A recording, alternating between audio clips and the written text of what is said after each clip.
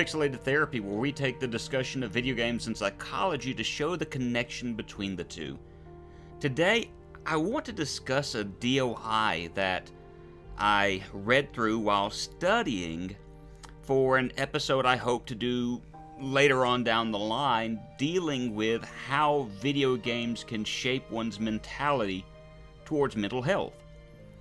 The DOI is called Gaming with Stigma: Analysis of Messages About Mental Illnesses in Video Games. I saw the title and immediately thought, yes, this is something I want to read. The problem is, the more as I began to read it, the more I began to have questions, and most of the questions dealt with the validity of the study. But more about that as we get into it. I do think it's important that we discuss how media can alter one's view of a number of different topics, and mental health is just one of many of them, and I'll give a couple of examples. In 2016, the Knott's Berry Farm shut down a Halloween ride called FearVR 5150. The reason why is because of a number of outcries from mental health advocates.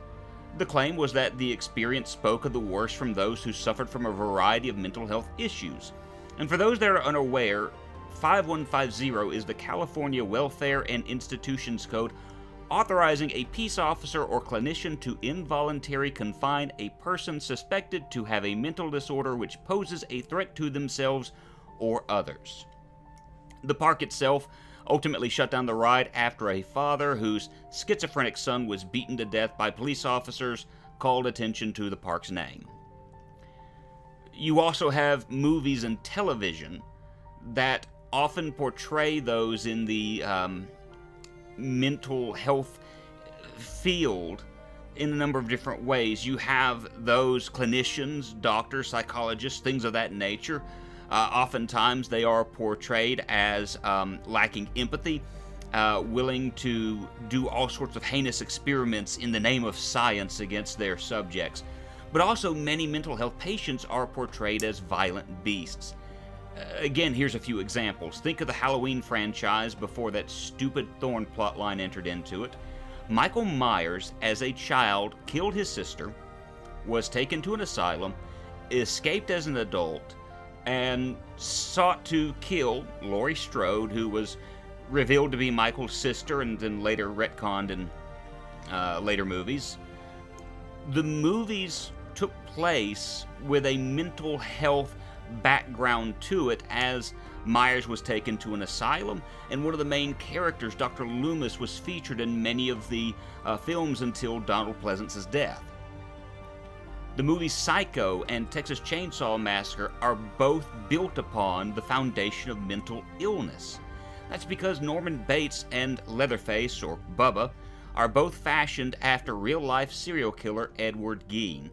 For those who are unaware, Gein's mother reared her children in a very abusive fashion. She was what one might call the worst of those who call themselves Christians. She physically, mentally, and emotionally abused her sons, and told Edward that all women were evil. Well, I guess he had an example of evil women and an evil mother, I suppose.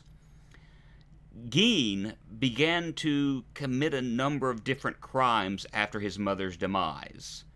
One of the things that stands out is that when Gein was caught, his mother's corpse was found in his home.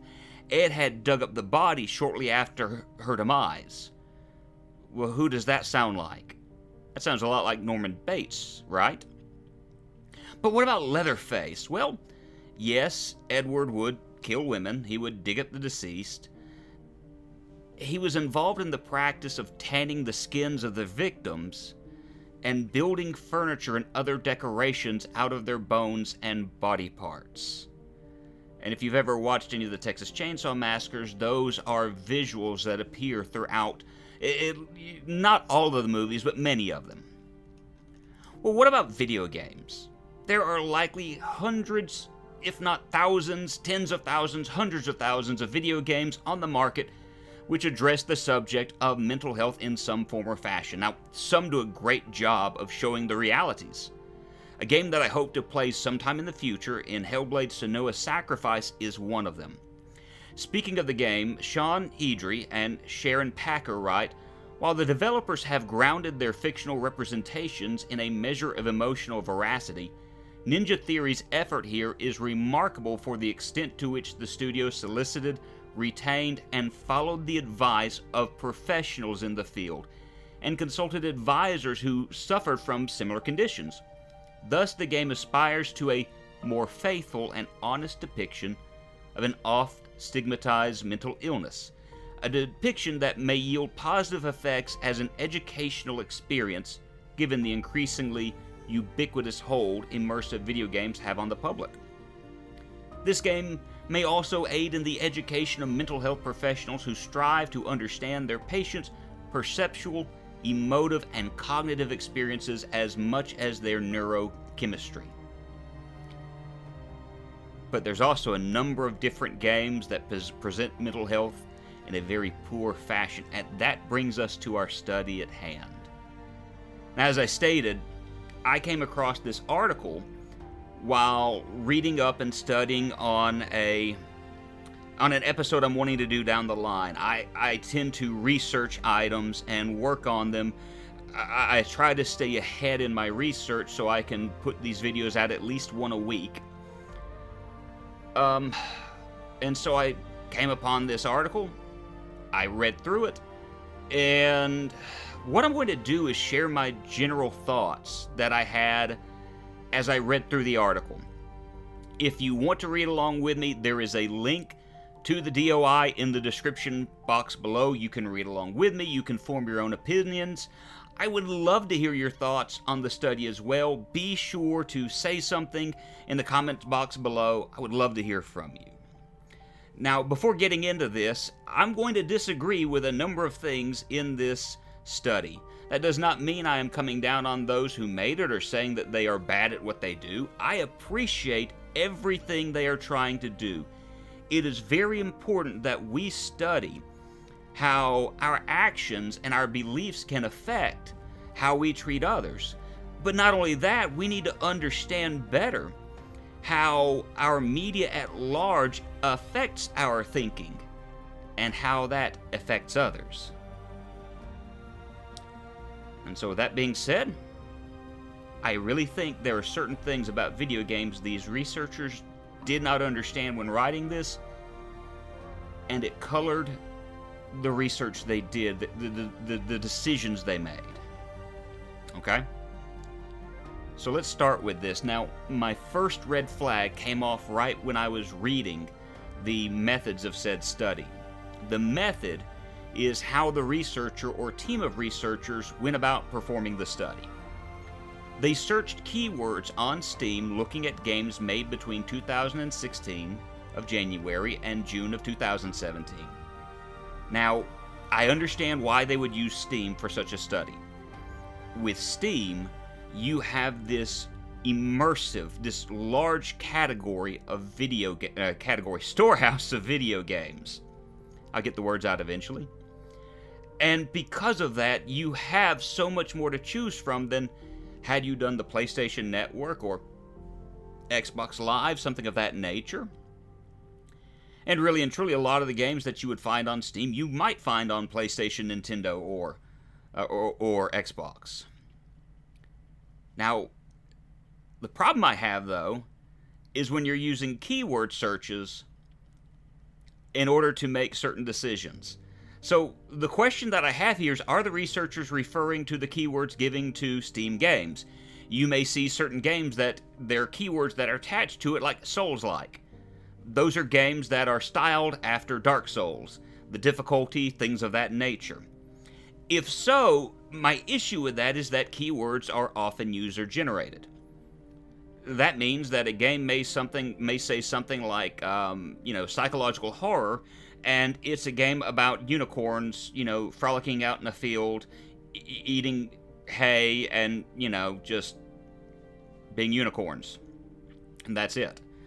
But it's tagged psychological horror as a joke.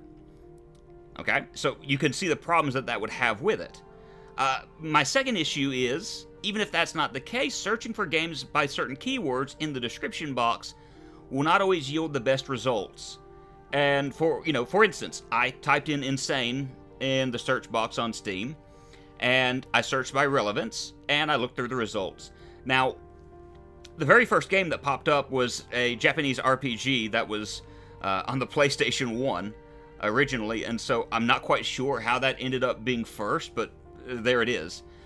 I also noticed you had games like Hot Wheels, Mad Manga, downloadable content. And you would go, well, why would something like Hot Wheels come up in the search? Well, the word insanity is used in the synopsis. You see, I searched the word insane. As the developers are describing the game, they speak of the tracks and the cars, and they refer to their insanity. Well, it doesn't mean that the cars or the track is crazy, but it's just a tagline used in order to sell the product. My point is, you're going to have to do a lot of digging through a lot of different games when you find the ones that you want. My second red flag is right after this. They used a game elements framework to describe and unpack the messages about mental health and illnesses in-game. My very first thought upon reading this sentence was, they didn't play these games, did they? Now, I can look past the first issue. You go looking through the synopsis and you read about the games. Yeah, it's going to take time, but you'll find what you're looking for. But my problem with this is, I find it difficult to really unpack the game elements framework of a video game if I don't know what's going on with the game. I can look at pictures, I can look at a synopsis, I can look at reviews, but unless I play the game myself, there are a lot of things I don't know about it. I can only assume that this list is going to be riddled with games that take place in a quote-unquote spooky asylum. Okay? That's how I feel about this right now. So I do really like the way the subject is introduced in the background. The researchers are not against video games. Yay. There are studies mentioned which paint gaming in a positive and negative light, so it looks like they're trying to take a very neutral stance towards games. I think that's important when you're doing a study like this. You can't go in with some sort of bias, because it's going to, again, color the way that the study goes.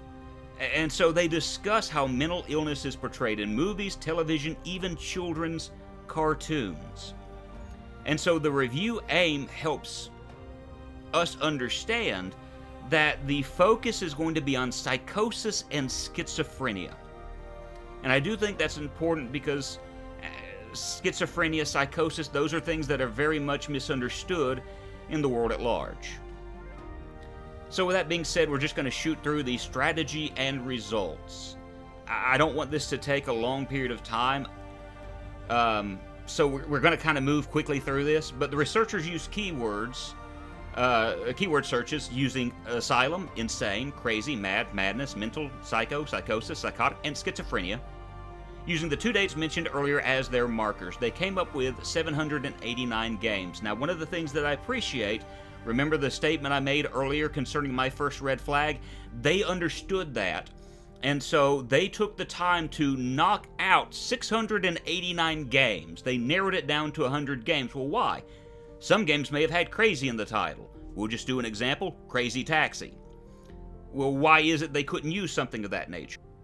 It uses crazy, as we talked about, as a way of describing things or to describe the game, but there's nothing about mental health in it. So they knocked games like that out, which I'm very appreciative of. They took these 100 games that they had left over, and they coded them and kept them for review.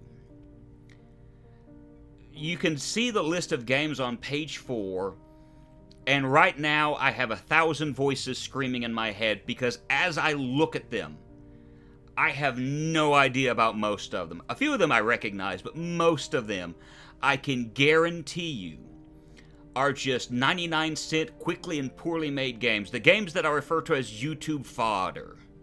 Games made in the hopes that Markiplier, Jacksepticeye, or Septiceye Jack, I have no idea what his name is. I know my YouTubers really well, apparently. but they're making it hoping that one of these guys or gals is going to play it and advertise it. And yes, it's outright junk, but when you have someone that, you know, gets millions of views a day screaming at the top of their lungs at how spooky it is, that means you make money. So I took the time. I didn't go through all 100 because I'm not doing this study, and frankly, if I said all 100 for you, you'd have a lot of questions, and this video would take forever. We'll talk about a few of the games that I looked up. Now, the first one that I want to point out is Corinne Cross's Dead and Breakfast. That's the game you see in the background. You can play it in about an hour and 30 minutes, 2 hours and 30 minutes, something like that. It's a really enjoyable game, at least in my opinion. The rest of these games, I looked into a few of them, and here we go. The Hatman Shadow Ward, $9.99 and receiving more and more poor reviews. You may have noticed as a research video, I actually played this, and instead of playing the whole thing, I decided to break it down into little segments, so you can actually watch this game and see its horrible goodness, or I don't know if calling it good, yeah, we'll just say it's terrible goodness in action. The Janitor. I knew this existed at one time because I've actually looked at it before, but when I tried to find it on Steam, I couldn't find it anymore. I'm assuming it's been deleted at this point. If I remember right, it was a 99-cent game and very poorly received. Outlast 2. Okay, let's talk about the Outlast series real quick. I know I don't have 44 hours to actually discuss this, but let me point out the fact that Outlast is actually a quality game. I don't like them. That's personal opinion. But the game does, to an extent, discuss mental illness, although the very first game and the second one, it's like crazy mental health asylum type thing, so this kind of goes back to our introduction. It doesn't do a lot of good here. Blue Sheep was $1.99. It has mixed reviews. Most complain about the difficulty of the game while praising the overall message of it. Gotta be honest with you, I'm not looking forward to the difficulty, but I'm genuinely interested in playing it. Traitle 64. I have no idea why this is on the list. I read through the synopsis, I read through some of the reviews, and granted, there's a few years difference between when this study was done and as I'm doing this. I still don't understand why this is on the list. There may be some things that I'm missing. But a lot of the games that I'm seeing, you know, you've got Carmageddon. Again, there are issues there. I don't see how a lot of these games are good representations of mental health, because a lot of them take place in a spooky haunted asylum, or they are, air quotes, crazy people. And really and truly, when you look at that idea, again, I have some difficulties when you don't actually play the game, because yes, you may have kind of an idea about it, but like I said, I understand the point the creators wanted to make with this study. And I do appreciate the fact that they realize their own flaws in the study they did. They admit they've never played the games, and they needed to do that. They admit to never looking to see if any of these games are of poor quality or outright scams.